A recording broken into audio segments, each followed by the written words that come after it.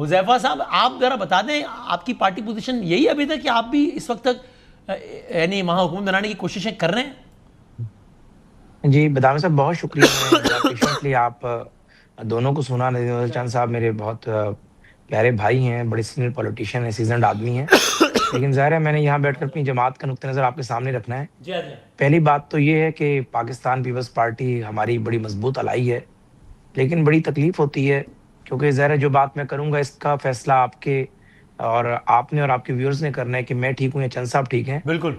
यानी peoples party की अगर बेनज़ीर इनकम सपोर्ट प्रोग्राम जो 717 अरब का इस प्रोजेक्ट है, उसकी चेयरमैनशिप आप फेडरल गवर्नमेंट से बार-बार रिक्वेस्ट करके अपने पास रखें और वो चेयरपर्सन अगर जी भी गई हुई हों पीएम साहब की किसी टास्क पर, तो उनका जाना जो है वो शेड्यूल विज़िट है और पीएम साहब के एक कोऑर्डिनेटर इत्तलात के इख्तियार वली या कोऑर्डिनेटर ऑन जीबी अफेयर्स वो वहाँ मौजूद हों, तो आप कहते हैं कि बाकायदा तौर पर पीएमएलएन असरअंदाज कर रही है।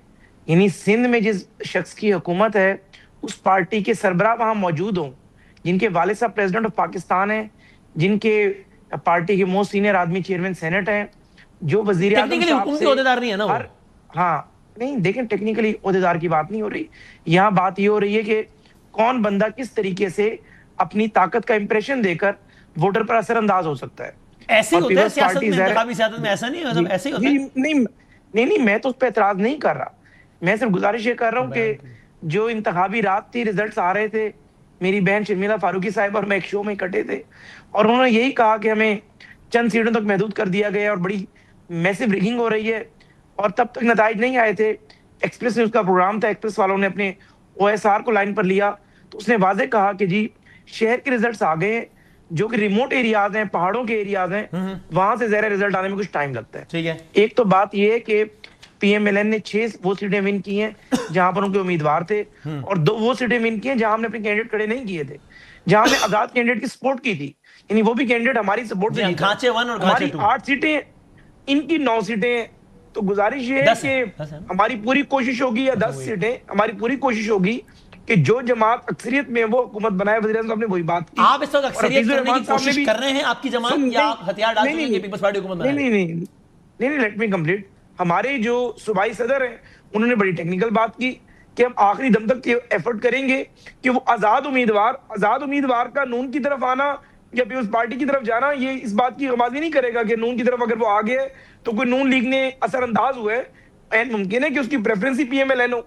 तो बात ये है कि पीपल्स पार्टी और हमारा बड़ा क्लोज मार्जिन रहा। मैंने पहले भी ये बात की थी, आज फिर कर रहा हूँ और ये मैं बड़े कैनवस में बात करना चाहता हूँ कि हमेशा पीपल्स पार्टी के दोस्त जो कि पंजाब में लूज किया या कुछ और दोस्त जो सिंध में लूज किया, बार-बार 47 का रोना रोते हैं। हम इस वक्त घर के सरबराह हैं, हम दिल के ऊपर पत्थर रखकर बड़ी से बड़ी चीज बर्दाश्त करते हैं। हमने कभी बात नहीं की कि कराची के हलकों में या हैदराबाद के हलकों में इनके नाकदीन क्या बात करते हैं। मैं अक्सर ये बात करता हूं कि जब आप बार-बार मुकाबला हमारा और पीपल्स पार्टी का हुआ, ये है असल क्रक्स। बार-बार जब आप कहते हैं कि नून लीग कहीं नजर नहीं आ रही और धांधली कर ली नून लीग ने, फॉर्म 47 रिपीट हो रहा है और ये पीपल्स पार्टी के दोस्त जब ये बात करते हैं तो ये बात ध्यान में रखेंगे, चिराग सबके बुझेंगे, हवा किसी की नहीं। वो कहते हैं ना कि लगेगी आग तो आएंगे घर कई जद में। इस शहर में सिर्फ हमारा मकान थोड़ी है। मैं तो ये बात एडमिट करता हूं कि पीपल्स पार्टी का शहीद जुल्फकार मैं आज सच में अगर हूं तो खुशगुमान ना हो, पता नहीं आप सच में नहीं, अगली बात तो फिर मुझे ये समझाते हैं वज़ीर आज़म साहब ने दावत पार्टी एक बात मैं एडमिट करता हूं, एक बात मैं एडमिट करता हूं कि रुबीना खालिद को भी नहीं जाना चाहिए था। या आप समझते हैं बात? मैं समझता हूं नहीं जाना चाहिए, ताकि मौका ना मिले किसी को। बिल्कुल, मैं ये बात इससे बात से मैं इत्तेफाक करता हूं। अगर उन्होंने जाना भी था तो 2 दिन बाद चले जाते या 4 दिन बाद चले जाते ड्यूरिंग कैंपेन। एक मिनट ज़ैफ़ा भाई, एक मिनट। आप एक तरीके से आपके हक में बात कर रहे हैं। मैं मानता हूं कि रुबीना साहब को नहीं जाना चाहिए, नहीं जाना चाहिए था, लेकिन उसी तरह देखिए साथ रफीक साहब गए, नवाज शरीफ गए, कैप्टन सफदर में कोई इतराज नहीं है ना, कोई इतराज नहीं है। लेकिन हमारे जीडी अरबीर मकाम साहब, शिजा फातिमा साहबा, इनको नहीं जाना चाहिए था। और फिर चीफ इलेक्शन कमिश्नर को रातों रात पोलिंग स्टेशन भी नहीं चेंज करने चाहिए थे, वोटर फरिश्ते नहीं चेंज करनी चाहिए। ये सब नून लीग की मां पे हुआ तो और किसकी मां पे हुआ? और इस मुल्क में सिवाय 2018 के 1985 से लेके आज तक इलेक्शन दादली का बेनिफिशियरी कौन है? नून लीग है आपके ख्याल में? आप हिसाब लगा लें, मेरे ख्याल में नहीं, हाँ मुझे किसी और बता 2018 के इलेक्शन के अलावा उसकी पीटीआई हो गई। सर मैं हाँ, अपनी बात कर बाकी रहा हूं, एक भी मुझे नहीं, मैं आप एक मिनट से जफा भाई ठीक कही है इन्होंने कि हमारे पास सदारत भी है, हमारे पास सब कुछ है, हमने पीडीएम की हुकूमत आपको अदम एतमाद करके दिया, आप तो पीडीएम से हमें निकाल दिया था कि नो कॉन्फिडेंस नहीं, वैसे इस्तीफे दें असम्बलियों से, याद है आपको? जी जी जी। बिलावल भुट्टो साहब ने कहा कि नहीं नो कॉन्फिडेंस होगा, नो कॉन्फिडेंस हुआ तो आपको थाली में रख के हमने पीएमशिप दी नून लीग को, प्राइम मिनिस्टरशिप कोई जरूरी, हमने कहा आपकी मेजॉरिटी है, आपका राइट है। आज आपको छोटे से गिलगित बल्तिस्तान में हमारी मेजॉरिटी नहीं इनको हो रही, नहीं हजम हो रही, और जो सारा जोर लगाए हुए हैं किसी न किसी तरीके से सारे हथकंडे इस्तेमाल तो करेंगे। वज़ीर आज़म साहब ने क्यों ये तासुर दिया अपने बयान से कि पीपल्स पार्टी का हुकूमत बनाना हक है? अब मैं वज़ीर आज़म साहब पे इस वक्त नाजुक दौर है, इस वक्त जो सूरत हाल है अच्छा, है कश्मीर में, अच्छा। गिलगित बल्तिस्तान में, बलोचिस्तान में, फाटा में, मैं उन पर तनकीद नहीं करना चाहता। खुशाइंद बात उन्होंने की है, मैं उसका जवाब खुशाइंद ही दूंगा। तो फिर हुज़ैफा भाई ये समझा देना, लेकिन उनके तर्जमानों की बातें मैं समझना मैं यही चाह रहा हूँ, हाँ। आपका हक है कि आप जो कह रहे हैं ना कि भाई हम कोशिश करेंगे आजाद हमारी तरफ आ जाए, 13 जो ले लेगा आउट ऑफ 24 वो हुकूमत बना, आपका हक है। फिर प्राइम मिनिस्टर साहब की बात राइट जा रही है, आप लोगों की लेफ्ट जा रही है। प्राइम मिनिस्टर साहब ने बयान से तासुर दे रहे हैं जो कि वज़ीर आज़म हाउस से जारी हो रहा है कि जी पीपल्स पार्टी लीडिंग पार्टी है और हुकूमत बनाना उनका हक है। उसके बाद जब आप ये कहते हैं ना कि बदामी साहब हमारा भी हक है, तो मैं कहता हूं बिल्कुल आपका हक है, लेकिन फिर आपके वज़ीर आज़म ने ये क्यों तासुर दिया कि वज़ीर आज़म के वज़ीर आला पीपल्स पार्टी का होगा? मैं इसका जवाब दे दूं जी, बदामी जी, साहब, जी, मुझे प्लीज। अगर पेशेंटली आप सुन लें। जी जी जी।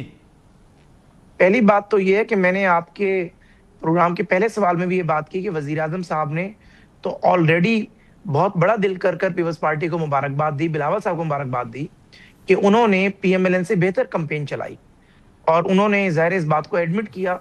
लेकिन जब आपने ज़ाहिर हमारे वहां के जीबी के सदर से बात करेंगे जिसने पीपल्स पार्टी के खिलाफ 24 हल्कों में इलेक्शन लड़े, वो तो ये बात नहीं कहेगा, वो लामाला ये बात करेंगे कि हम अपनी कोशिश करेंगे, बाकी हतमी फैसला वजीर आजम साहब करेंगे। तो वो तो इसके बाद बहस खत्म हो गई ना फॉर ऑल प्रैक्टिकल पर्पसेस, बाकी भी पॉलिटिक्स ठीक है जो हो रहा है। सुन ले जी, का बयान आ गया, हतमी फैसला शहबाज शरीफ साहब करेंगे और जिनका फैसला होगा वही हतमी फैसला होगा। और मैं आपके प्रोग्राम में मैं फिर एक दफा बात रिपीट कर रहा हूँ कि हमने कभी नहीं कहा कि पीपल्स पार्टी का वोट बैंक नहीं, पार्टी का जीबी में भी और कश्मीर में भी जुल्फकार अली भुट्टो शहीद के दौर से उन्होंने बुनियाद रखी थी जमात की और उनका एक नैरेटिव था, लोग उस तरह से उन्हें वोट देते हैं। और अगर वो जमात हमसे वोट में ज्यादा है और आजाद अराकीन भी उनकी तरफ जाते हैं तो उनका हक है वो हुकूमत बनाए, बल्कि हमारे वोट भी उनके लिए हाजिर होंगे। लेकिन ये कहते रहे कि बिल्कुल पीएमएलएन खत्म हो गई है, इस बात पे फिर ज़ाहिर हमारे दोस्तों ने दलाइल दिए कि 2 सीटों का फर्क है, हम वो 5 सीटें अपने तरफ अगर कर लें तो हम 13 पे चले जाएंगे, ये 10 पे खड़े हुए होंगे, 9 पे होंगे। तो इस वजह से अगर चंद साहब वो बात ना करते, चंद साहब अगर 2 दिन पहले भी पीएम के प्रोग्राम को, पीएम के पैगाम को ही अच्छा शगुन करार देते तो ये बात होती ना। ठीक है।